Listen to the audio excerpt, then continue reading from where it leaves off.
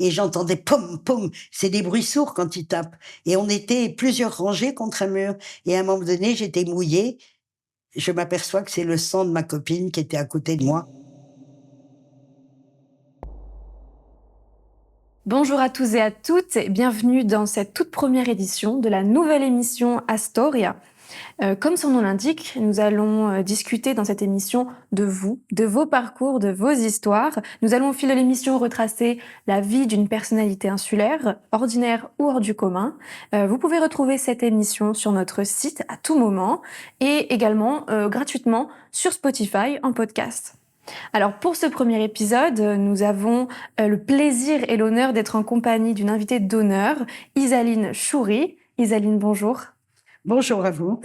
Alors Isaline, vous êtes militante de toujours, fille de résistants. Vous avez consacré votre vie à la lutte contre le racisme et l'antisémitisme. Vous êtes aujourd'hui âgée de 83 ans. Isaline Choury, vous avez été arrêtée avec les membres de la flottille de Gaza il y a peu, libérée et de retour en Corse. Vous dénoncez les conditions extrêmes et violentes des détentions que vous avez subies en Israël. Alors je vous invite, puisque c'est l'objectif de cette émission, à vous présenter en quelques phrases, en quelques mots, l'équivalent d'une minute, à une personne qui ne vous connaîtrait pas. Eh ben, je m'appelle Isaline Choury. Je suis née à Ajaccio, fin 41, en décembre 41, et j'ai vécu dans une famille de résistants. Ma tante, la sœur de ma mère, s'appelait Danielle Casanova. C'était, au lendemain de la guerre, l'icône de la résistance française. Elle a résisté sur le continent. Elle a été une des premières féministes, très, très, très célèbre. Et également, elle a créé, on peut dire, les premiers résistants, puisqu'elle a créé les bataillons de la jeunesse qui ont lancé le départ de la lutte armée en tuant un nazi sur les quais du métro parisien. Et c'est le fameux colonel Fabien, qui était un de ces bataillons de la jeunesse, qu'on a appelé plus tard les FTP, les francs-tireurs et partisans. Son féminisme l'a mené à émanciper les jeunes filles, à créer les comités féminins de la résistance, qui ont fait 300 manifestations sous le nazisme à Paris. Donc, elle était connue dans la résistance internationale. Et Maurice Choury, mon père, lui, a été l'artisan, le stratège, le communicant de la résistance. Il a préparé l'insurrection d'Ajaccio, qui a été victorieuse le 9 septembre 1943, ce qui a fait de la Corse le premier département libéré 10 mois avant le continent, alors que c'était le département le plus occupé de France. Un occupant pour 2 habitants valides.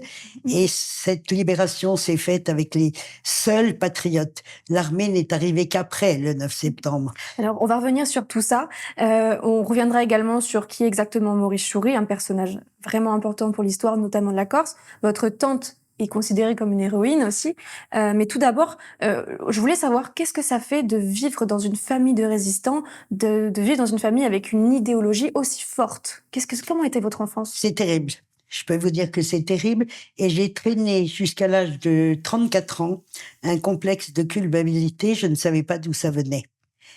Je ne pouvais pas l'expliquer, je me sentais jamais bien. Je disais que quelque chose allait pas. Or, un jour, un journaliste chez moi, j'avais 34 ans, après dîner, il passe dans le couloir et il voit un tableau où il y a marqué en bas « Musée Daniel Casanova ».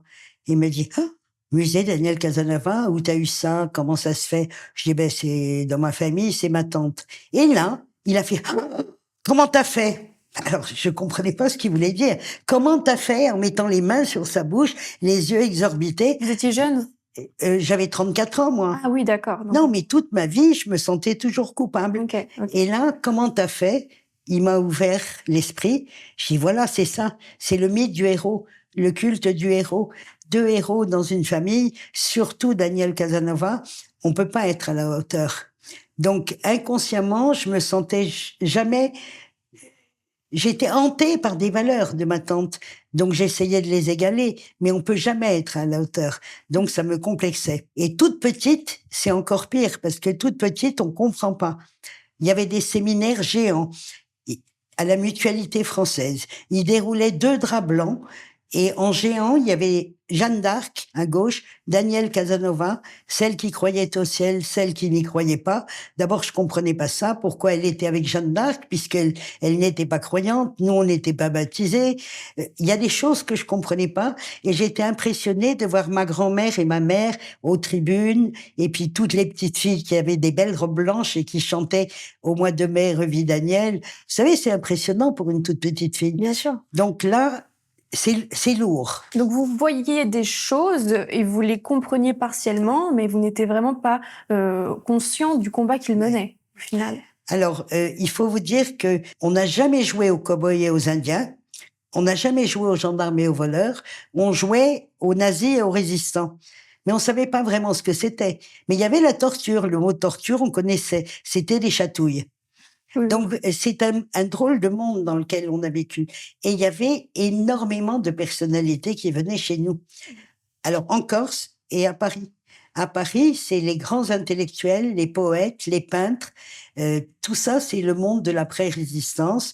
Il y avait Georges Brassens qui écrivait une de ses chansons dans mon ancienne chambre avec mon père et il rigolait. Il y avait Barbara, il y avait Aragon, Elsa Triolet. Toutes les personnalités d'après-guerre passaient chez nous. Donc, pour une enfant, j'ai grandi quand même avec des gens supérieurement intéressants. Pour se remettre dans le contexte, vous êtes né en pleine période de Seconde Guerre mondiale. Donc 80 000 Italiens occupent la Corse depuis le 11 novembre 1942. Se rejoignent 14 000 Allemands. Donc, comme vous l'avez dit, c'est une occupation démesurée. On a presque un occupant pour 2 habitants. Et là, le 9 septembre 1943, vous l'avez dit, Maurice Choury, votre père, lance une insurrection victorieuse à Ajaccio. Alors, expliquez-nous avec vos mots comment ça s'est passé, quels en sont vos souvenirs. Vous étiez très jeune, mais avec vos yeux d'enfant, quels en sont vos souvenirs? Alors, je dois vous dire que je suis bébé. Oui. Je suis bébé puisqu'il le lance en 43. Moi, j'ai 2 ans. Oui. Je n'ai pas de souvenir de ce moment-là. Bien sûr. Mais je sais que ma mère, par exemple, attend mon petit frère et son mari, c'est le héros à l'époque, on l'appelle le chef du mouvement. Il est sur cette ambulance avec son micro, il y a de l'exaltation autour et il y a ma mère qui tient son ventre avec ses 2 mains, qui regarde son mari, mais qui dit, en pensant à son bébé, pourvu que ce soit un garçon, pourvu qu'il ait les cheveux noirs et les yeux noirs, parce que elle avait 2 filles aux yeux clairs. Donc elle voulait un petit brin corse. Et pour moi, c'est dans un moment comme ça aussi solennel, aussi exaltant, ma mère pense juste à son ventre et à son petit bébé. Elle n'est pas admirative de son mari, mais pourtant elle en avait bavé, elle, parce que les Italiens voulaient faire dire où était mon père. Elle habitait à Ajaccio. Et ils sont venus, elle attendait son bébé, ils l'ont jeté dans l'escalier, enceinte, avec un matelas sur la tête. Donc, je sais pas si c'est la nuit suivante ou 2 jours après, mon père et Arthur Giovone ont été exfiltrer ma mère et la cacher dans le maquis. Mais c'était pas drôle pour une jeune femme qui avait déjà 2 enfants, un bébé dans le ventre et qui gardait l'enfant de sa sœur qui, elle, avait les armes et était dans le maquis. Pas Daniel Casanova, mais une autre sœur, une combattante. Donc, elle se retrouve près de Vico. À Vico, elle a une sœur aînée qui fait pas de politique et pas de résistance, qui a bien gagné sa vie et qui a une belle maison. Mais elle ne peut pas impliquer sa sœur. Donc, elle dort dans une vieille bergerie à moitié effondrée, cachée dans la nature, et elle attend quand les résistants ont le temps de lui porter de la farine de châtaigne. Alors, vous étiez avec elle à ce moment-là? Oui, moi j'étais bébé, j'avais pas de berceau. On m'a toujours dit que je dormais sur 2 chaises. Elle avait rapproché 2 chaises et je dormais sur 2 chaises. Quand elle avait la farine de châtaigne, elle faisait la bouillie, là. Mais pendant longtemps, j'ai continué à ne manger que ça, car la Corse n'était pas approvisionnée à l'époque. D'ailleurs, ça a été très utile pour la résistance, parce qu'il se trouve que l'île était coupée du continent, la nourriture n'arrivait pas, il y avait que de la farine de châtaigne, et il y avait, comme partout, des paysans qui ont leurs champs, leurs pommes de terre, leurs cochons. Mais en Corse, l'armée italienne était très nombreuse et elle mourait de faim. Donc, elle prenait les pommes de terre, elle tuait les cochons, au passage, elle violait une fille. Et tout ça a créé du mécontentement. Et mon père, étant le journaliste, il était rédacteur en chef à 20 ans quand même, lui. Ah oui. Donc il avait des dons, quoi. Il écrit des articles, arrêtez Corse, réveillez-vous, ne laissez plus tuer vos cochons, prendre vos pommes de terre. Il faisait des appels pour lutter contre la famine et pour réunir les résistants. Et il avait un autre appel qui était très habile, c'est que la politique, c'était de dire aux jeunes, refusez de partir au STO, service de travail obligatoire. Ne partez pas au STO, mieux vaut le maquis. Et dès qu'ils gagnaient un jeune, ils avaient 40 résistants, parce qu'on a des rapports de parentèle très larges en Corse. Ouais. On est tous un peu cousins. Et puis en plus, il y a un réflexe identitaire très fort. Dans un village, même les familles ennemies, devant un ennemi commun qui arrive pour les envahir, elles se mettaient d'accord. Donc, un jeune dans le maquis et on avait 40 résistants. Donc, très vite, ça va devenir une résistance de masse. Et alors, la Corse à cette époque est-elle majoritairement résistante ou est-ce que vous faites partie d'une minorité? Au début, elle n'est pas majoritairement résistante. Il y a quand même un sentiment anti-italien, ils les appellent les Lucchesi, avec du mépris. Ça, c'est assez ancien. Mais en même temps, il y a des points communs. Ma mère, par exemple, quand elle a eu peur que le fascisme revienne en France, elle a dit, je vais m'exiler, je vais aller en Italie. Parce que on a une langue qui ressemble, on a les mœurs méditerranéennes, on est assez exalté, on s'assied dehors devant les maisons au soleil. Il y a des choses en commun, il n'y a pas de problème. Mais en même temps, historiquement, il critiquait et une des sœurs de Daniel, Renée Pagès, disait toujours il Lucchesi. Mais ma mère dit que dans l'armée italienne, ils n'étaient pas tous fascistes. Alors les chemises noires, c'était des monstres, hein, et ils étaient nombreux dans cette armée. Mais des fois, il y avait des Italiens qui bavardaient avec les Corses. Il y avait des antifascistes dans l'armée italienne. On le verra d'ailleurs, car mon père va faire une campagne de tracts qu'il appelle Italia Libera, pour mettre les Italiens de son côté, en disant Mussolini va tomber, vous serez plus obligé de lui obéir, venez aider les Corses contre les Allemands. Et ils se sont battus. Ils ont réellement aidé. Il a réussi à retourner Ils ont donné à mon père des documents. 101 documents où ils disaient où étaient les armes. Des documents pour dire où étaient les troupes. Et finalement, ils ont été au combat avec les Corses. Lorsque les Allemands ont traversé la Corse pour aller à Bastia, les Italiens se sont battus avec eux. Donc, c'était important. Et cette rencontre, elle s'est produite par l'intermédiaire d'un Italien qu'on a appelé l'espion 13. Parce qu'en secret, il avait contacté mon père pour dire « Le colonel Cagnon veut aider les Corses ». Donc mon père l'a dit à Arthur Giovone, ils ont été voir Cagnon, mais Arthur Giovone se méfiait beaucoup de lui. Ça pouvait être un piège. Et alors Cagnon lui a dit si vous me croyez pas, je vous laisse ma fille de 17 ans en otage ». Ça s'est pas fait, bien sûr, ils l'ont cru, et Cagnon les a aidés. Plus tard, il a été assassiné en Italie parce qu'il était antifasciste. Et alors, pour repartir sur votre vie à vous, vous avez seulement 10 ans quand votre grand-mère vous convoque dans la pièce interdite, ce sont vos mots, et elle vous parle, c'est un moment très marquant pour vous et dans votre vie. Alors dites-nous, qu'est-ce que la pièce interdite et que vous raconte votre grand-mère ce jour-là? Il y avait dans cette grande maison de famille plusieurs pièces au rez-de-chaussée. Il y avait une grande salle à manger, il y avait un salon, il y avait une petite pièce dans l'entrée où ma mère toujours recevait Arthur Giovone, discutait avec des proches. Et puis il y avait une porte en bois. Je crois qu'elle était arrondie, elle m'impressionnait parce qu'on l'avait jamais ouverte. Ça menait à une extension de la maison avec une pièce qu'on appelait le musée Daniel Casanova. J'étais jamais rentrée. Ma grand-mère était assez sévère d'aspect. Elle était sans âge pour moi. Elle avait toujours le chignon, la grande robe jusqu'aux pieds, et elle était sévère aussi dans l'éducation. On ne devait pas dire de gros mots, on ne devait jamais laisser le pain à côté de l'assiette. Si on l'avait coupé, il fallait le manger. Et également, elle avait un aspect, une très belle femme avec un beau visage, mais assez sévère. Et elle me fait rentrer, je suis impressionnée, parce que je rentre seule. Elle prenait les enfants un par un. Et vous savez, le mythe de la pièce interdite, ma grand-mère sévère et moi toute seule qui rentre, c'est un événement. Et là, sans aucun ménagement, sans aucun procédé adapté de langage, elle m'annonce qu'il y a eu un génocide. Vous savez, expliquer un génocide à une enfant sans prendre de précautions, c'est assez brutal. Hein. Un génocide, elle me parle de la torture, elle me parle du courage des résistants et elle me lit les lettres de sa fille.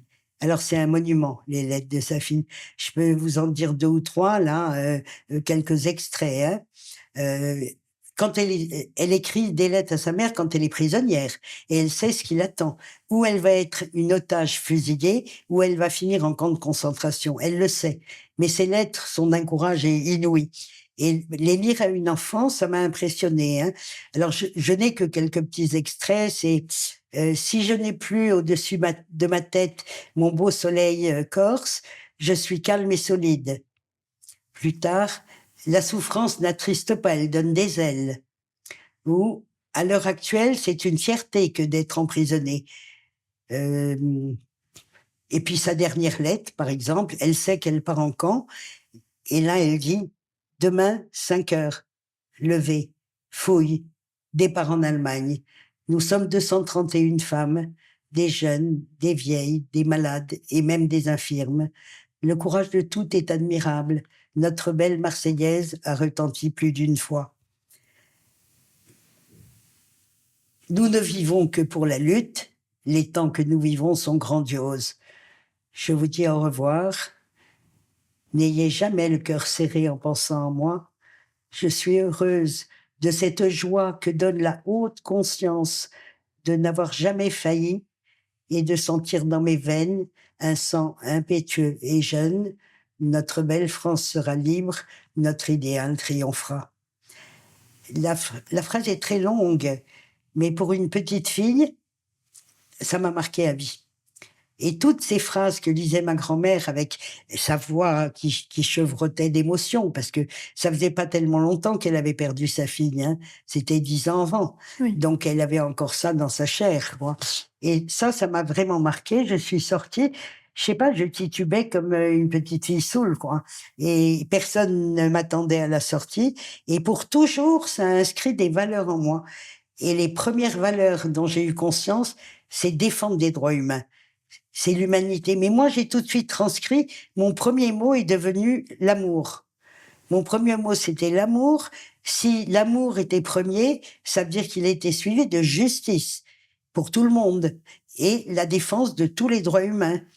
Si on défendait les droits humains, on s'opposait à toute forme de racisme et d'exclusion.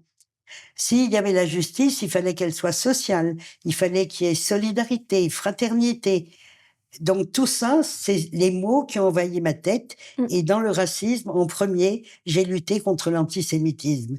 Donc, quand aujourd'hui, quelqu'un ose me traiter d'islamo-gauchiste antisémite, je leur dis, c'est pas vous qui avez eu quelqu'un de votre famille qui est mort dans le camp d'extermination comme les Juifs. J'ai oublié de vous dire que ma tante Danielle, si elle est aussi célèbre, c'est parce que les femmes résistantes politiques étaient envoyées toutes au camp des femmes. C'était le camp de Ravensbrück. À une exception près, Danielle et ses compagnes. Elle était tellement dangereuse pour les nazis qu'à titre d'exemple, ils l'ont envoyée en camp d'extermination comme les Juifs. Elles ont subi le même sort. Elle était dangereuse pour les nazis car elle organisait des manifestations d'information, elle essayait de maintenir la résistance au sein des prisonniers. Même en prison. À Romainville, non, d'abord, à la prison de la Santé, elle donne une consigne que toutes les femmes cassent les vitres de leurs cellules et se penchent à la fenêtre et chantent la Marseillaise en même temps. Ensuite, elle écrivait des petits poèmes ou des chansons pour distraire ses compagnes. Et comme elle chantait très très faux, ça faisait rire ses amis. Et de cellule en cellule, ça se passait les informations. Ou elle s'allongeait et ça passait par l'interstice de la porte ou par les interstices de la fenêtre, mais elle communiquait pour donner le moral aux autres. Et arrivée à Romainville, elle fait carrément un journal qu'elle écrit un seul feuillet avec des colonnes, écrit à la main, recopié à la main en plusieurs exemplaires. Ce journal, c'était pour donner le moral Elle le D'accord. distribuait à l'intérieur pour donner le moral à ses compagnes. Elle arrivait toujours à avoir des nouvelles de l'extérieur. Elle était tellement connue Ah que oui. la résistance extérieure arrivait à communiquer. Et elle donnait le moral à l'intérieur et elle faisait passer des nouvelles à l'extérieur sur ce qui se passait à Romainville. On avait vu que les hommes, c'était juste à côté, ils se faisaient fusiller comme otages chaque jour. C'était souvent les maris des femmes qui étaient dans le fort de Romainville. Donc il fallait distraire les femmes aussi. Donc elle leur faisait des spectacles. Elle leur disait, ramassez tout ce que vous trouvez dans la cour, ça pourra servir. Et elle se déguisait. Donc le mythe de Jeanne d'Arc, c'est parce qu'un jour, elle s'est déguisée en Jeanne d'Arc qui sauvait la France. Et puis elle se moquait de Pétain, de Laval, d'Hitler. Et elle faisait comme un récit de l'histoire de France, mais qu'elle adaptait avec la guerre et tous les salauds qu'il y avait pendant la guerre. Et ça faisait rire ses amis. Les hommes pouvaient voir la cour. Ceux qui se faisaient fusiller tous les jours, ils avaient vu sur la cour. Et elle faisait des conférences. Et ses compagnes ont dit, chaque jour, on attendait le moment où on allait avoir la liberté de se regrouper, car Daniel arrivait et dans la conférence, elle nous donnait les raisons d'espérer. Elle nous donnait l'état des combats, que les Russes progressaient, qu'on allait être bientôt délivrés. Voilà, tout ont témoigné de ces conférences qui étaient tellement importantes. Et donc pour revenir à vous, est-ce que, à 10 ans, quand votre grand-mère vous explique, donc la vie et le sort tragique de votre tante, est-ce que vous en aviez conscience avant et est-ce que ça marque un départ d'engagement, de militantisme déjà à 10 ans? Ouais. Ça engage, ça m'engage carrément. Je me sentais vivre une vie de petite fille, très riche avec tout le public qui venait chez nous, mais en même temps, tous ces récits et tout ce que m'a raconté ma grand-mère m'ont donné des notions assez profondes, des valeurs assez profondes qui se sont ancrées. Et j'ai rencontré, à ce moment-là, à l'âge de 17 ans, le contact avec cette guerre d'Algérie où j'ai découvert la torture. L'armée allemande torturait en Algérie. J'ai lu le livre qui s'appelle La Question. C'est l'histoire d'un instituteur qui va être torturé, Maurice Audin, Henri Allais. Donc on le passait sous le manteau. Le livre était interdit. Moi, je faisais circuler le livre dans des valises. Oui. Et pour moi, ça devenait cette lutte pour la paix en Algérie, elle était fondamentale parce que j'avais baigné dans l'histoire de la résistance où on disait plus jamais ça, plus jamais ça. Et là, je découvrais que plus jamais ça, c'était pour tout le monde sauf pour les Arabes. Vous participez donc aux manifestations pendant la guerre d'Algérie et vous avez vu notamment les violences policières du 17 octobre 61 et vous le dites, le plus jamais ça, d'après-guerre ne s'applique pas à tout le monde. C'est là que vous prenez une décision, je vous laisse vous en parler, vous allez défendre, vous allez plus juste défendre l'antisémitisme, mais autre chose. Ouais. Dites-nous. Alors, c'est cette période-là. Je n'arrête pas. Je n'arrête pas de militer, je veux m'engager. Je découvre tout ce qu'il y a autour. Il y a le racisme, il y avait eu l'antisémitisme, maintenant il y a le racisme anti-arabe, il y a l'exclusion. On traite des immigrés mal aussi. Parce que moi, j'applique les droits humains à tout le monde. Et je m'aperçois des injustices. Il y a l'injustice sociale. Je trouve que de plus en plus, parce que après-guerre, le Parti communiste est appelé au gouvernement. Mon père, d'ailleurs, est le directeur de cabinet de Laurent Casanova au ministère de la Guerre, parce que c'était le héros. Hein. Donc, tout ça, ils ont fait les jours heureux. Ma mère a participé à la création de la mutualité française pour qu'on ait des remboursements de médicaments. Euh, les communistes ont fait une politique avantageuse pour le peuple tout en relevant le pays. Donc c'est vraiment la belle période. Et après, on perd le pouvoir et on n'a que la droite, que la droite, que la droite jusqu'à François Mitterrand. Et là, je découvre l'injustice. L'injustice, et moi, j'étais comme ma tante. Le mot « c'est pas juste », ça me met en rage. L'injustice, elle est sociale. Vous n'avez même pas Donc, 18 ans à ce moment-là. Pardon? Vous n'avez même pas 18 ans à ce moment-là. Non, j'ai pas 18 ans, je jeune. commence à 16 ans. Et une manifestation pendant la guerre d'Algérie, j'ai été à de nombreuses manifestations. Je dois vous dire, j'ai toujours eu la peur au ventre quand j'y allais. La police était très brutale, c'était assez dur, hein, et j'ai toujours eu peur. Je suis pas une peureuse naturellement, mais ça fait peur parce qu'on ne se battait pas. On courait, on se sauvait. Ils nous plaquaient contre des murs. Bon, maintenant, ils nassent. Mais nous, à l'époque, ils nous plaquaient contre les murs et ils matraquaient. Mmh. Donc, une fois, j'étais pas très grande et j'avais relevé l'école de mon caban et j'avais des talons plats et j'étais comme ça et je rentrais mes cheveux et ma tête et j'entendais pom pom, c'est des bruits sourds quand ils tapent et on était plusieurs rangées contre un mur et à un moment donné j'étais mouillée. Je m'aperçois que c'est le sang de ma copine qui était à côté de moi. Elle avait pris un coup sur la tête, elle saignait abondamment, elle a eu une diminution de la vue à un œil. Donc, c'était normal d'avoir la peur au ventre. Et une autre manifestation, celle-là, elle est très connue, puisque c'est quand la police nous poussait dans un métro, et il y a eu un mort au Vernet, et il y a des commémorations chaque année maintenant. Et moi, je suis tombée, j'étais petite et menue, je suis tombée dans la foule, mais j'ai pas touché le sol, j'étais à l'horizontale avec tous les corps qui me tenaient sans le vouloir, quoi. Donc, j'ai fait de la claustrophobie. Et Jean-Paul Sartre, à mes côtés, avait fait tomber ses lunettes et il voyait plus rien et il était comme un fou pour les ramasser. Voilà mes souvenirs de manif. Et un jour, ça a été le pire, et là, j'ai été choquée pour toujours. On a interdit aux Arabes de sortir dans Paris à passer 19h ou 20h. Et ils ont trouvé ça injuste et ils décident de faire une manifestation et de sortir en famille avec les grands-pères, les femmes, les enfants. Et il y a certains Français comme moi qui vont les soutenir. J'ai 16 ans et je soutiens.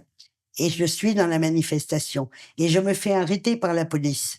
Et là, il y a plein de cars parce qu'il y a énormément d'arrestations. Je ne sais pas encore qui tue les Algériens. Mais je suis dans le quart de police un peu inconsciente et un peu frimeuse. Et alors, c'est à ce moment-là vraiment que vous vous dites, il y a peut-être d'autres personnes à protéger, d'autres personnes à défendre. Donc, ça marque vraiment un tournant pour vous. Oui, il y a un grand tournant parce que je perds un ami aussi.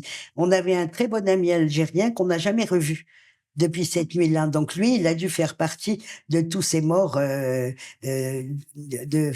oui, et vous le savez pas hein, si... J'ai jamais eu de nouvelles, on l'a jamais retrouvé. On l'avait caché d'abord. On l'avait caché parce qu'ils étaient recherchés par la police.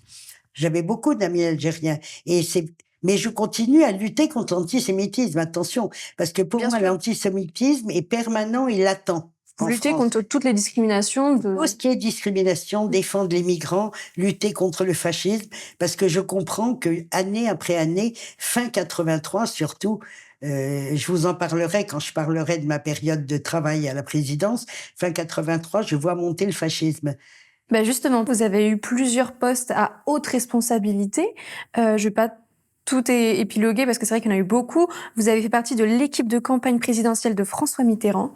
Vous avez travaillé en tant qu'attaché de presse jusqu'en 86, puis chargé de mission. Et ensuite, après l'élection de Chirac en 1995, vous avez réintégré le ministère des Affaires étrangères. Alors, quelles étaient vos missions à l'Élysée? C'était quoi vos rôles? Alors, à l'Élysée, au début, j'étais au service de presse. Moi, ce que j'aimais, c'est la communication. Mais le président ne voulait pas de communication. Donc, il y avait un service de presse traditionnel, les rendez-vous avec les journalistes pour des interviews, ou alors organiser des poules de photographes. Vous voyez, pour moi, c'était pas fascinant du tout. Mais je fais mon boulot correctement. Et le président est intrigué par moi parce que je lui envoie des notes, il les trouve très bonnes, mais il a une maîtresse à l'époque, une maîtresse suédoise. Et il la questionne toujours sur moi. Est-ce qu'Isaline est contente? Est-ce que ça lui plaît son travail? Il est intrigué parce que je ne rentre dans aucun clan. Il y a beaucoup d'arrivisme au sommet. On est au sommet. Moi, je fais pas la cour parce que personne m'impressionne. Et c'est peut-être de l'orgueil où j'étais comme mon père, je crois. Le président, je vous disais, est intrigué par moi, donc il demande à me voir. Oui. Et là, je lui dis, moi, la vérité. Surtout. Donc, ça le passionne, parce que personne ne lui dit la vérité. Ah oui, sur ce la qui se vérité, passe. surtout, on bavarde, Ouais. mais je lui dis ce que je pense. Et j'y en plus, avec la cour, tous ces gens qui vous font la cour, déjà rue de Solferino, pendant la campagne électorale, je me rappelle le ballet des gens. Je me place à côté de celui-là, il est plus puissant, donc Mitterrand, quand il passe, il va lui serrer la main, donc il me serrera la main aussi. Je lui raconte même en riant tout ça, et ça le fait sourire, mais comme une coquette. Il dit, ah, vous croyez, mais il est tout content. Donc, il me dit après, je veux vous voir tous les premiers mardis du mois pour bavarder. Et là, j'ai une réaction que je regrette encore aujourd'hui. Pas pour ma carrière, je m'en fous. Parce que j'ai été stupide d'orgueil en me disant de quel droit il puise comme ça dans les gens pour les voir et ici j'ai rien à lui dire. Donc j'y ai pas été. Je devais appeler sa secrétaire. C'est fou. Le premier mardi du mois arrive, j'appelle pas la secrétaire. Le deuxième mardi du mois arrive, j'appelle toujours pas sa secrétaire et là il m'appelle directement. Mais enfin, Isaline, pourquoi vous n'avez pas appelé Marie-Claude? Je connais pas mon programme par cœur. J'avais dit que je voulais vous voir. J'ai dit, mais j'avais rien à vous dire. Vous avez refusé les rendez-vous? J'ai dit que j'avais rien à vous dire. J'avais rien à lui demander, rien à lui dire. Mais j'ai été stupide. C'est bête ce que j'ai fait. Non, c'est un choix, vous aviez vos raisons, sûrement. Non, c'était bête parce que c'est intéressant de discuter avec le président. Ah c'est bah oui, intéressant quand même. de lui dire ce qu'on pense et moi-même d'écouter pour voir ce qu'il fait et ce qu'il dit. Je crois que j'ai poussé l'orgueil un peu loin là. Alors, pour revenir sur l'actualité la plus récente, bon, quand débute votre engagement en faveur du peuple palestinien déjà? Très vite, parce que quand même, cette histoire, elle n'a pas commencé le 7 octobre. Non, ça fait Elle a bien commencé longtemps. très longtemps avant. Et Alors, moi, quand est-ce que ça commence, cet engagement de la Palestine? bon, non, mais déjà, d'avoir créé l'État de Palestine, c'était l'État d'Israël. Au départ, c'était une folie. Ou alors, il fallait qu'ils vivent avec les Palestiniens autant qu'il y avait de la place, mais pas faire un État d'Israël, parce que c'est les Palestiniens qui ont été chassés. Ils pouvaient très bien vivre ensemble. Hein.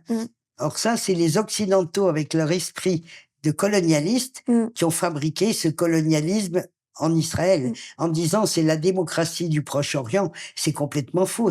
Ça n'a plus rien d'une démocratie. D'ailleurs, les anciens du début de l'État d'Israël se plaignent énormément. Quant aux déportés, les survivants, ils ne supportent pas que Netanyahou parle de la Shoah pour la récupérer. Donc là, je deviens très militante et on se réunit une fois par semaine.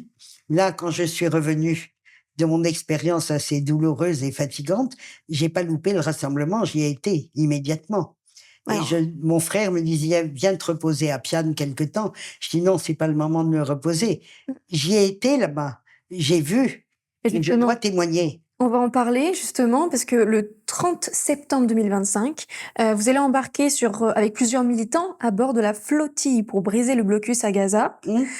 Comment est-ce que vous prenez cette décision? Et je suppose vous avez peur d'embarquer sur ces bateaux. Je dis que j'ai peur d'avance. Quand je commence à dire que je vais y aller, j'ai déjà peur. J'ai déjà peur au ventre parce que je sais, je ne suis pas irresponsable. Je sais que c'est dangereux, que ça va être très dur. Et c'est pas la croisière s'amuse comme certains ont eu le culot de dire à la télévision. C'est honteux, hein. C'est vraiment honteux, c'est la façon dont ils l'ont critiqué. Mais pourquoi j'ai peur? Parce que déjà, j'ai vu ce qu'ils avaient fait au bateau précédent, mais ça n'était pas la prison pour terroristes. Et c'était déjà pas très drôle. Mais là, Netanyahou, qui est furieux parce que c'est une immense flottille qui va partir, il en a peur. Il sait qu'il a perdu. Là, il sait déjà dans sa tête qu'il a perdu son combat, qu'il n'a plus de stratégie nouvelle. Il est obligé de répéter la même que celle qu'il a depuis 2 ans et ça ne marche plus. Donc, il est de plus en plus enragé. Il est comme un lion blessé, quoi. Et là, je me dis, la prison pour terroristes, c'est quand même dur. Combien de temps est-ce que je pourrais résister? Mais je me pose plus de questions et je dis, moi, je pars. D'abord, je veux que la Corse y soit. Parce que j'ai passé ma vie à être fière qu'on ait été le premier département libéré, seul par le courage des patriotes, alors qu'on est le plus occupé. Et vous nous en parliez tout à l'heure. Également, qu'on soit la première région qui reconnaisse symboliquement l'État de Palestine. Parce qu'on a demandé.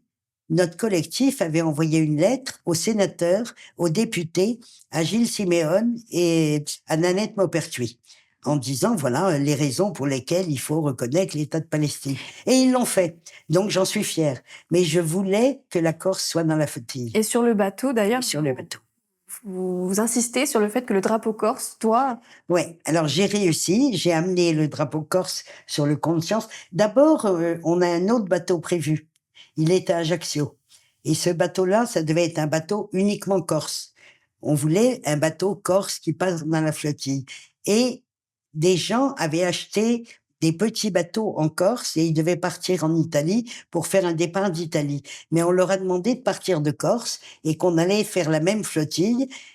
Eux avaient des bateaux plus lents, donc ils partaient le 12 septembre. Nous, on partait le 14 septembre avec un bateau plus rapide. Mais le 11 septembre, j'apprends que mon bateau ne partira pas. Parce que problème Parce de que technique. problème technique, il peut pas naviguer. D'accord. On va couler. Ok. Donc, on part pas, mais on encourage, on organise le soutien de la petite flottille qui fait un balai sous la citadelle, un balai dans l'eau. On fait un grand truc, quoi. Et moi, je suis assez triste et j'apprends à ce moment-là que la Freedom Flotilla Coalition, qui avait acheté le bateau où je devais partir, me dit qu'on me récupère et que je partirai d'Italie. Mais c'est loin, c'est compliqué. On prend un avion pour Rome, puis un avion pour la Sicile, et entre les deux, il y a nos bagages qui vont être perdus. Ah, Donc on arrive en Sicile, on n'a rien. Je suis comme ça. super. Ah, génial. Juste un petit sac sur l'épaule et tout est dans les gros sacs à dos. Alors, ce qui est très drôle, c'est qu'à mon âge, je me retrouve avec un sac à dos comme les randonneurs et ça faisait rire mes enfants. J'ai dû acheter une banane pour mettre sur mon ventre. J'ai toujours trouvé ça ridicule, mais on était obligés pour mettre un passeport et puis une lampe de mineur sur le front. Donc, c'est assez comique, quoi. Et vous aviez quand même le drapeau corse dans votre sac. Et j'ai amené le drapeau corse dans mon sac parce que je tenais à le mettre sur le bateau. Mais j'arrive, tous les drapeaux étaient déjà fixés. Et c'était un énorme cordage rattaché à un bâton, là, sur un côté. Et je pouvais pas glisser mon drapeau corse. Et j'ai trouvé un bénévole. Il y avait que des médecins et des journalistes avec nous. Un type assez grand. Et je lui ai dit, je veux mon drapeau corse. Alors, il a défait tous les nœuds. C'était compliqué, des grosses ficelles, des nœuds de marin comme ça. Il a laissé pendre, en tenant la ficelle, tous les drapeaux pendaient. Il a glissé le mien, il a rattaché la corde, mais pour la rattacher, il devait se pencher au-dessus de l'eau. Il se tenait d'une main, il attachait de l'autre. J'ai eu peur qu'il tombe à l'eau. Mais j'ai eu mon drapeau corse. Vous avez eu le drapeau J'étais corse. contente. Hein. Et alors, durant cette traversée, ce qui se passe, c'est que le 8 octobre, vous êtes intercepté par l'armée israélienne et une fois sur le port, vous êtes écarté du groupe. On vous on dit que vous avez une maladie du cœur, donc je vous laisse raconter avec vos mots ce qui s'est passé. Alors, d'abord, je dois vous dire que juste avant d'embarquer, on est d'abord à Catagne, on fait les premiers exercices de sécurité, 2 jours de formation. Puis, on part 13 heures de car pour aller en Italie, à Otranto, et c'est l'endroit secret où on ne dira pas où est le bateau, parce qu'on ne veut pas que quelqu'un vienne le faire exploser. Et là, on continue à faire des exercices, de l'entraînement. Il y a des scènes que je trouve un peu ridicules. D'ailleurs, ça fait Boy Scout. Ils déguisent des gens en israélien harnachés qui arrivent pour nous interroger et on fait la scène, mais c'est ridicule. Donc là, je commence à en avoir assez, des heures et des heures C'était de réunions. des exercices de soins, de défense, c'était des exercices... Pour s'exercer, pour se préparer. Ok. Quelqu'un qui te brutalise, qui te pousse, qui pose une question. What's your name? What's your name? Et on dit qu'il faut pas répondre. Et à la fin, je prends le micro, je dis, écoutez, ils ont nos passeports. Nos noms, ils les connaissent. Alors, on dit notre nom et après, pfiou, on dit plus rien. Et vous étiez combien à bord, à peu près? On était 92. Quand même. Ah, c'était un gros bateau, on était 92. Les conditions, si pas la croisière s'amuse, on dormait par terre. Moi, on m'avait loupé mon vaccin à Ajaccio. J'avais une douleur à l'épaule qui était lancinante et pas les médicaments. Et je voulais pas gêner, j'en parlais à personne. Jusqu'au jour où chaque jour ça augmentait au lieu de passer. Donc ils m'ont ou atteint un nerf ou abîmé un muscle, je sais pas. Et à la fin, comme il y avait plein de médecins sur le bateau, ils ont trouvé des neuroleptiques qui m'ont enlevé ma douleur. Mais les 2 derniers jours, j'ai souffert tout le voyage. On dormait par terre. J'avais plus assez de médicaments, donc je faisais un peu la grève de la faim parce que sinon j'arrivais pas à digérer. Et puis c'était dégueulasse la nourriture, vraiment dégueulasse. Donc ça me coûtait rien. Non, c'était pas une partie de plaisir, mais la solidarité qu'il y avait, la qualité des gens. Je repensais à ma période d'après-guerre où dans la famille paracommuniste, il y avait tous ces gens extraordinaires. Trier sur le volet, c'est plein de gens qui ont de l'humanité, qui ont du courage. Et Donc, l'ambiance à bord, c'était assez pesant peut-être? Les gens étaient un peu stressés de ce qui allait se c'était pas passer? pesant, c'était plutôt de bonnes compagnies, agréables, solidaires. Mmh. On a même fait des soirées poésie, des soirées chansons, ou alors des soirées, chacun racontait son histoire. Puis Mmh. on écrivait sur tous les murs du bateau, sur tous les bancs. Il y a une fille qui a fait un énorme olivier absolument magnifique, et tous les médecins ont mis leur signature et leur date, et tous les journalistes ont mis leur signature et leur date. Moi, j'ai mis un message de Daniel Casanova sur un mur.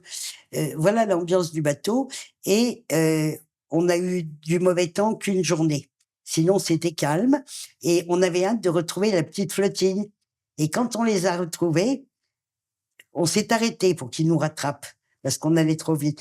Ils ont fait un balai autour de nous, et dans la petite flottille, il y en a qui m'ont vu sur le pont et qui ont hurlé « Isaline, Isaline !» parce qu'ils me reconnaissaient d'Ajaccio. Ah oui, c'est une Et star. c'était plutôt émouvant. Et puis après, on s'exerce. Alors, matin OK. et soir, il y a une sirène sans arrêt qui nous prévient. On ne sait pas s'ils sont là ou si c'est un exercice. Et on prévient pas. Et il faut courir très vite, s'installer. On avait formé des groupes. Toujours à la même place avec notre groupe, enfiler nos gilets de sauvetage. Chacun doit être autonome et rapide. Et puis on attend. Et puis à un moment donné, on nous dit, c'est pas ça, on part. Donc on en a fait des exercices, ça n'arrêtait jamais. Et puis un jour, on voit beaucoup de drones qui passent au-dessus de nous. On dit, là, ça y est, c'est sûrement demain. Et en fait, ils nous ont pris à 4 heures du matin. Et à 4 heures du matin, c'est l'hélicoptère, les soldats qui descendent. Vous Et dormiez? la surprise de découvrir que c'est des gamins. Ça va pas être pareil au port, mais là, c'est des gamins. Et ils ont des regards d'enfants. Ils ont 18, 22 ans, ils n'ont pas des yeux méchants, mais ils ont les fusils, hein. Et on se dit, ils ont énormément tué de bébés et de gens, hein, Mmh. mais ils vont sûrement se suicider. Ils sont azimutés complètement, parce qu'ils ne font que ça. Alors, il y en a qui brûlent leurs papiers et qui refusent de partir à la guerre. Il y en a beaucoup, mais ils vont en prison. Et ceux qui ne vont pas en prison, c'est ces petits jeunes-là que j'ai vus, mais qui ont le regard ringard, un regard d'enfant perdu. Ils sont quand même perdus, hein. Et moi, à ce moment-là, je souffre beaucoup du manque d'air. Je suis un peu claustrophobe, et ils nous gardent une journée entière. Moi, je veux bien la mer dehors, sur le pont, Mmh. mais la mer dans un sous-sol comme ça, où on est entassés, très nombreux, c'est une véritable étuve. J'ai encore mal à mon épaule, et à un moment donné, comme je vois que c'est des gamins, je me mets face à un des gamins et je fais et il m'amène sur le pont. Donc ils étaient pas violents en soi, à ce Non, moment-là, non, c'était vraiment, pas violent, mais ils nous tenaient prisonniers. bien sûr, Et évidemment. j'ai compris, moi, que c'était des gamins. Mmh. Donc je suis sortie, j'ai pu respirer, et au bout d'un moment, j'ai fait même du cinéma parce que j'ai beaucoup de souffle. Alors je peux inspirer une fois et puis souffler 1000 fois. Ça étonne tout le monde parce que je fume, je fais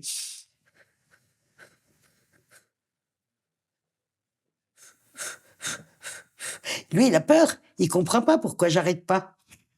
Donc ses yeux sont complètement apeurés, et à ce moment-là, je fais il est rassuré, et je lui fais ça, Vous voulez une cigarette? cigarette. Et il me laisse fumer une cigarette. C'est fou. Donc je comprends que c'est fou, Mmh. que c'est pas lui. On peut pas le qualifier. Mmh. Et il me fait redescendre parce que je peux pas rester longtemps. Alors je le refais 3 fois ça, en changeant de personne. Il y a que moi qui suis montée sur le pont pendant tout ce voyage d'une Vous avez eu journée. 3 cigarettes? Et la 3e fois, au moment où j'en suis à la cigarette, il y a une fille qui arrive, qui fait la relève, et elle était une fasciste, violente et méchante. Elle a hurlé et elle m'a poussée, j'ai failli tomber dans l'escalier, quoi. Et j'ai regagné ma place. Et après, on arrive sur le port, et là, il s'est passé un événement incroyable, comme je suis sonnée quand j'en reparle. On arrive tous ensemble, on sait que ça va être très dur. On va aller dans une prison pour terroristes. Mais d'abord, il y a l'arrivée. Donc, à l'arrivée, tout de suite, quelqu'un s'approche de moi, il m'enlève mes tennis, mes baskets. Et je suis pieds nus. Et on me dit, il faut que vous alliez voir le médecin du port. Que vous? Que moi. Sur toutes les Alors, je personnes? comprends pas parce que il y avait une dame qui est moins âgée que moi, mais qui faisait plus vieux. D'accord. Et ils lui ont rien demandé. Donc j'ai compris parce que il y a un nouveau gouvernement qui a été créé en Israël qui s'appelle ministre de l'Internet. Et en fait, ministre de l'Internet, c'est de l'espionnage. Ah, vous pensez qu'ils savaient Par que vous étiez... Internet, espionnage, c'est-à-dire qu'on est tous espionnés. Mm. Les gens qui militent sont des plus grands criminels, ceux qui défendent les Palestiniens, etc. Or, vu tout ce que je fais, la lettre publique que j'avais envoyée au président français, parce que quand j'étais sur le bateau, j'ai adressé une lettre au président de la République, parce que je le connais. Il était venu en Corse, il avait voulu être seul avec moi pour parler. Donc je lui adresse une lettre pour parler de l'horreur de ce qu'il y a en Palestine, en me disant, vous avez vu ces enfants sans jambes ou sans bras qui ne réclament que le droit d'avoir une prothèse. Vous avez vu ces enfants qui sucent des pierres pour avoir une goutte d'eau. Ça ne peut plus durer, etc. Donc, je suis partie dans une flottille. Je m'appelle Isaline Choury. Nous nous sommes rencontrés à Ajaccio. Nous avons déposé une gerbe devant la plaque Daniel Casanova. Je suppose que vous adoptez au moins la première de ces valeurs, qui est le respect des droits humains. Donc, vous n'avez pas protégé la flottille précédente. Des Français sont dans des prisons pour terroristes, alors que vous leur devez assistance. Et là j'enchaîne, je suis moi dans le bateau Conscience, je vous demande de protéger vos ressortissants, c'est votre devoir. Vous ne pourrez pas dire on ne savait pas, puisque je l'alerte, etc. Donc tout ça réuni fait que j'étais visée, mais il n'y a que moi. Donc vous pensez que c'est parce que par Internet, ils savaient Mais oui, mais comment, pour quelle raison c'est moi et personne d'autre? Et tout de suite. Et ils vous disent que vous avez une maladie au cœur. Non, lui, il me dit, il faut aller voir un médecin sur le port. Et on m'amène dans une tente où il y a un médecin. Et le médecin me dit, c'est des mensonges. Le médecin me dit, oula, vous avez quelque chose de grave au cœur, mais il faut pousser l'investigation. On vous envoie à l'hôpital pour analyse. À ce moment-là, vous êtes déjà persuadé que c'est un piège? Non, mais je suis pas persuadée que c'est un piège parce que il fait semblant d'écouter. Ouais. J'ai peur d'avoir quelque chose au cœur, mais en même temps, je n'aime pas. On est tous quand même angoissés, on a tous peur de ce qui va arriver. Je n'aime pas qu'on m'isole. Donc je prends le médecin par le bras et je dis, venez avec moi. Il me dit, mais non, vous allez voir, c'est rien, vous allez juste à un moment faire une analyse. Mais il mentait. Parce que je m'apprête à avoir une ambulance et je vois une voiture de police. Et là, un fou m'attrape et me jette avec une violence incroyable dans la voiture et immédiatement me menotte, mais les mains comme ça, serrées, et il tire sur une languette, menotte d'acier, hein, toute petite, et très collée mes deux mains, et il tire sur une languette pour serrer. Là, je pousse un hurlement. Donc, il desserre pour pas me casser le poignet. Sinon, après, il y a des traces, quoi. Mais il commence à me bombarder de coups de poing. Je suis là quand même assez terrorisée. La douleur commence, mais je commence à me dire, ce qui m'attend, ça va vraiment pas être drôle, il faut me préparer. Je repense à ma tante dans le train, où elle dit à ses compagnes, il faut se préparer, il faudra garder notre dignité, il faut pas se laisser entraîner, il faut garder toute notre force morale. Donc je commence à préparer une dissociation dans ma tête pour le physique. C'est-à-dire que si je prenais un coup à l'épaule droite, j'essayais de penser à mon mollet gauche. J'avais déjà fait ça dans ma vie, ça aide. Retenez-le, ça peut servir. Quand on doit avoir vraiment très mal, il faut penser à une autre partie du corps, mais intensément. Donc je commence parce qu'il me fait mal. Mais quand il tape à l'épaule gauche, où j'ai mon problème de vaccin, c'est dément, c'est dément. Vous êtes dans la voiture qu'il vous... Je suis dans la voiture et il me tape. Il me tape et il crie. Et il me crie des insultes. Puis, on arrive et c'est pas un hôpital. Il y a une grande pièce blanche. Il me pousse. J'arrive dans la pièce blanche. Arrive un monsieur avec une blouse blanche qui me place une trentaine de patchs sur le corps. Ça m'effraie d'ailleurs. On m'a déjà fait des trucs pour le cœur. Il n'y a pas autant de patchs. Je me demande si on va pas m'empoisonner. Je m'inquiète. Je sais pas ce qui m'arrive. Pourquoi? Personne ne dit rien. Je comprends que je suis enlevée, séquestrée et que le type est fou. Et là, il n'actionne pas mes pastilles. Et après, il me dit, il faut une prise de sang. Il rentre là, mais il prend une goutte. Je vois bien qu'il a que ça.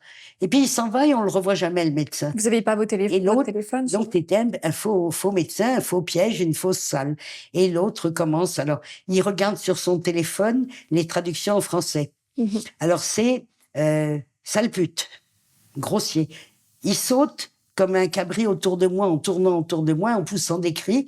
Et puis, il me dit, bienvenue en enfer, bienvenue en enfer, bienvenue en enfer, en le répétant inlassablement, mais en criant et en sautant autour de moi. C'est assez terrifiant. Donc là, je commence une dissociation psychique.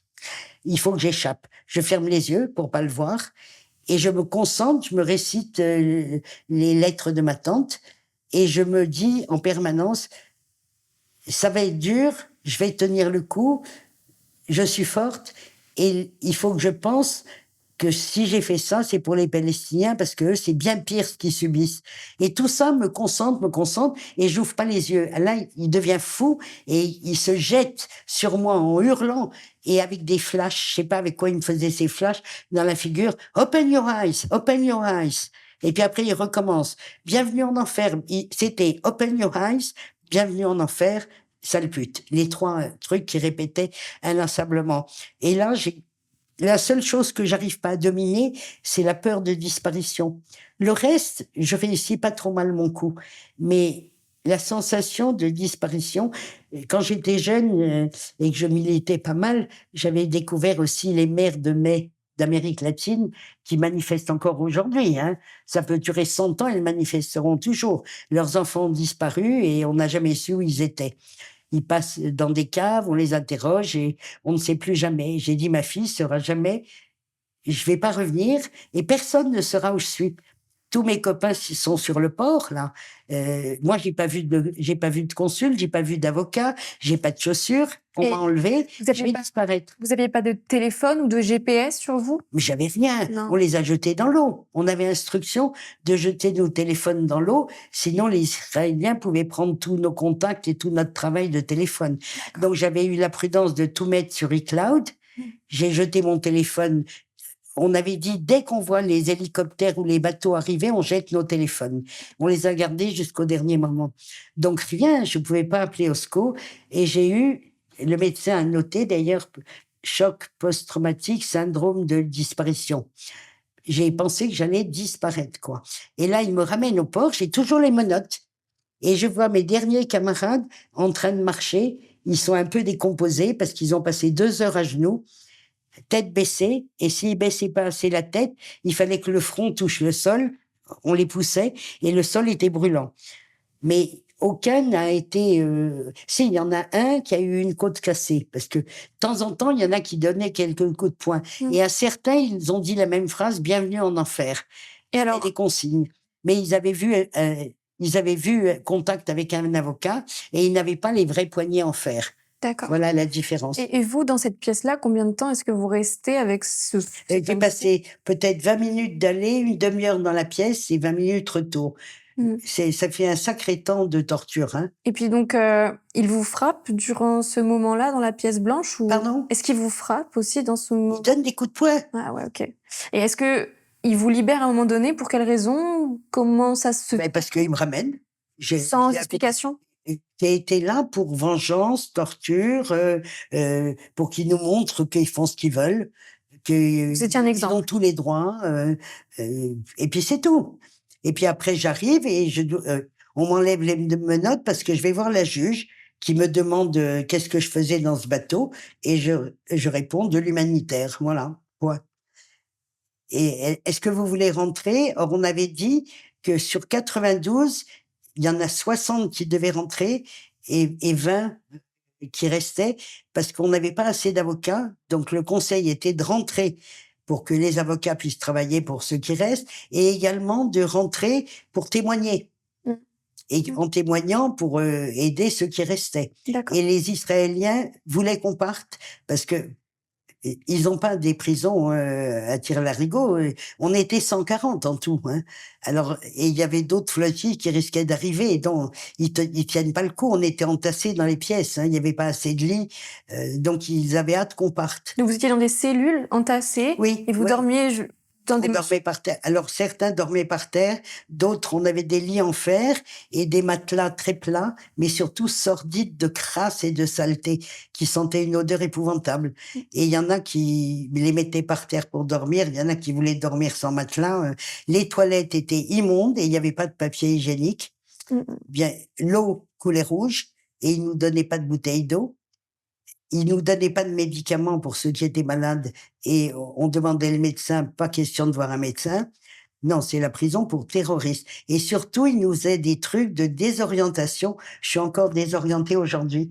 Je ne Ce matin, j'ai été au Monoprix, c'est la première fois depuis une semaine que je vais seule dans un magasin.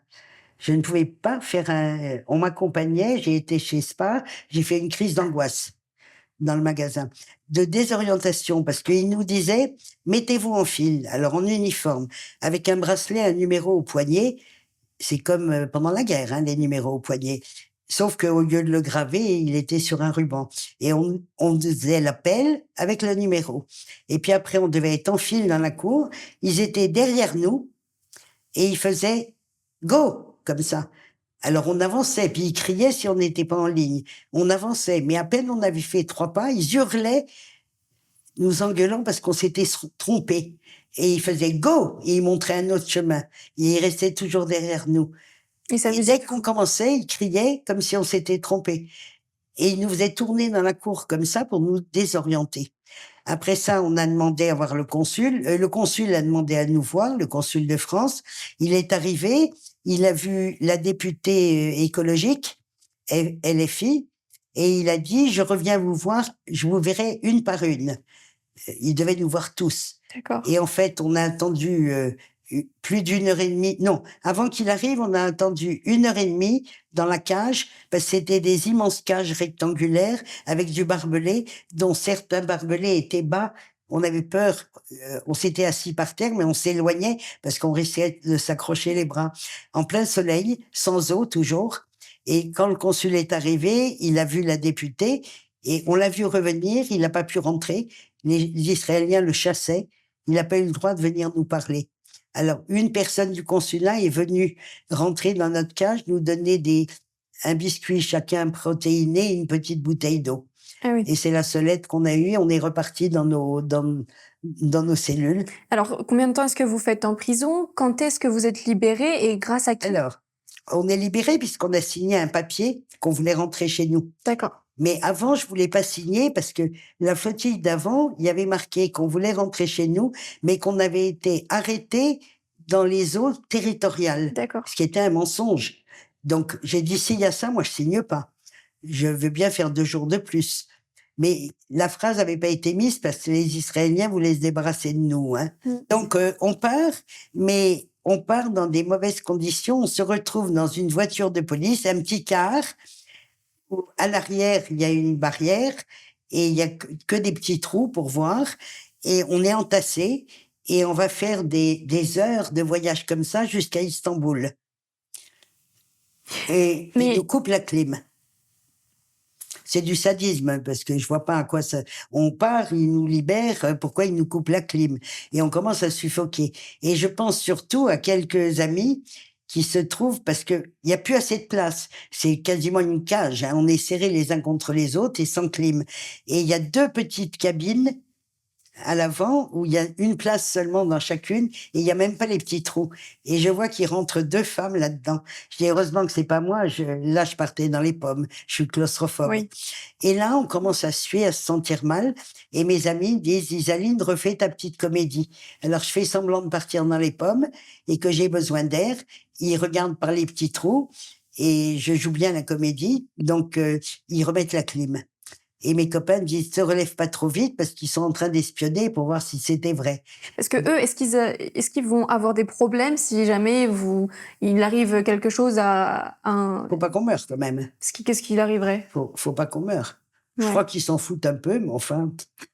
Non, je Il y aurait peux pas même pas de... dire parce que Netanyahou, il s'en fout, mais peut-être quand même un scandale, un Oui, Français qui politiquement, meurt. ça peut... Parce que nos présidents, ils sont nuls. Mmh. Ils nous ont pas protégés. Mais s'il y en a un qui meurt, imaginez le scandale. Oui. Parce que le président de la France, il est obligé de protéger les Français quand des gens qui respectent pas la loi, qui font tout dans l'illégalité, qui n'obéissent pas aux résolutions de l'ONU, qui attaquent le TPI, qui méprisent le monde entier, c'est eux qui nous font du mal. Notre président est obligé de nous protéger. Mmh. Or, il nous a pas protégés. Mais imaginez si j'étais morte, après avoir écrit la lettre d'avertissement. Mais vous vous rendez compte, le scandale que ça peut faire? Mmh. Donc il y a des limites peut-être qu'ils veulent pas dépasser, parce qu'on est des Européens. Alors, ceux qui sont palestiniens ou arabes ou noirs, la flottille d'avant, ils ont tabassé un noir, ils l'ont isolé et tabassé, alors qu'ils frappaient pas les Européens. Il y avait une différence qui avait été faite. Non, c'est des racistes. De toute façon, ils sont fascistes, racistes, suprémacistes, colonialistes. Et donc, vous rentrez le 12 octobre. Donc, j'arrive à Istanbul. Ok. Allez-y. À Istanbul, un accueil des Turcs. Je n'aime pas Erdogan. C'est pas un bon président, c'est un facho, tout ce que vous voulez. Mais les Turcs, quel accueil! D'une gentillesse, d'une sollicitude. Ils ont donné un avion pour nous. Ils nous ont fait un repas extraordinaire. Nous qui avions rien à manger depuis des jours, j'avais perdu 6 kilos. Et là, un repas d'une qualité extraordinaire. Pour tous les hommes, ils avaient amené des chemises blanches sous le ciel, des mocassins. Il n'y avait pas d'habits pour les femmes, mais tous les hommes, ils se sont habillés. Moi, j'ai pris une couverture de l'avion parce que j'avais rien, hein. Moi, j'ai pas retrouvé mes bagages. Ah oui. Je suis la seule qui n'a pas eu ses bagages. Parce qu'ils ont, même la petite d'Europe du Nord, là, qu'ils ont terriblement maltraitée, ils l'ont déshabillée, elle, pour une humiliation sexuelle. Ils l'ont mise dans un drapeau d'Israël et ils l'ont obligée à embrasser le drapeau. Et sur sa valise, ils ont écrit des tas de mots grossiers et tout. Mais ils l'ont rendu sa valise. Moi, je comprends pas. Ils m'ont pas rendu mon sac. Donc, j'avais rien. Et quand ils m'avaient enlevé mes baskets, quand je suis revenue de la séance de torture, là, j'ai trouvé une de mes tongs qui était tombée de mon sac en partant, puisqu'il m'avait un peu précipité, quoi, sur une chaise. J'ai ramassé la tongue et j'ai cherché la seconde. Donc, j'avais 2 tongs aux pieds, mais dégueulasses, qui avaient traîné sur le port. J'avais le pantalon de la prison et un t-shirt de la prison et une couverture des Turcs sur les épaules et des tongs. Je suis arrivée à Paris comme ça. Vous avez vraiment un sort particulier. Ah, moi, j'ai eu la totale. Et alors, ça se prolonge parce que j'arrive à Paris extrêmement fatiguée. J'ai pas de médicaments. Puisque là, il y avait plus de médecin, il y avait plus rien, hein, et j'ai aucun antidouleur et je souffre intensément. J'ai froid, j'ai soif et je débarque et à la sortie de la porte, sans prendre l'échelle de coupé, 2 policiers m'arrêtent, me prennent, me demandent mon passeport. À Paris? Oui, à Paris, je suis française, et ils prennent mon passeport et ils disent suivez-moi. Je dis mais pourquoi? Je suis française, j'ai rien fait d'illégal. Suivez-nous, suivez-nous. Et ils m'entraînent, ils m'amènent dans un couloir et puis il y a une petite salle d'attente et je vois un policier dans un bureau au fond et on m'installe dans la salle d'attente où il y a des gens où on leur fait des contrôles d'identité. Je suis furieuse parce que j'ai froid, j'ai mal et je pense que ma fille qui m'attend, si elle me voit pas arriver, elle va paniquer, elle va aller me chercher dans l'aéroport. Or, je n'ai pas de téléphone, elle ne peut pas m'appeler. Je n'ai pas un sou sur moi, on va être perdu, on se retrouvera pas, et je vais quémander que quelqu'un m'amène en stop. Je savais plus quoi faire, quoi. Je leur raconte ça, et ils me libèrent pas, et là, je commence à m'énerver, je dis, j'exige un avocat. Alors là, ils ont peur, et ils me font rentrer pour l'interrogatoire. Et commence un interrogatoire comme si j'étais une terroriste. Mais qu'est-ce qu'ils voulaient? L'interrogatoire, c'est « Que faisiez-vous dans ce bateau ?» Je dis « De l'humanitaire. »« Qui vous a embauché? Donnez-nous les noms. » Et alors là, je vous ai répondu pour moi, humanitaire. Et à partir de maintenant, je ne dirai plus un mot et j'exige un avocat et je commence à faire scandale. Si vous me traitez comme une terroriste, vous me faites un véritable interrogatoire. Si vous n'avez rien pour m'inculper, inculpez-moi ou relâchez-moi immédiatement. Et je commence à faire scandale. Donc, ils m'ont relâché.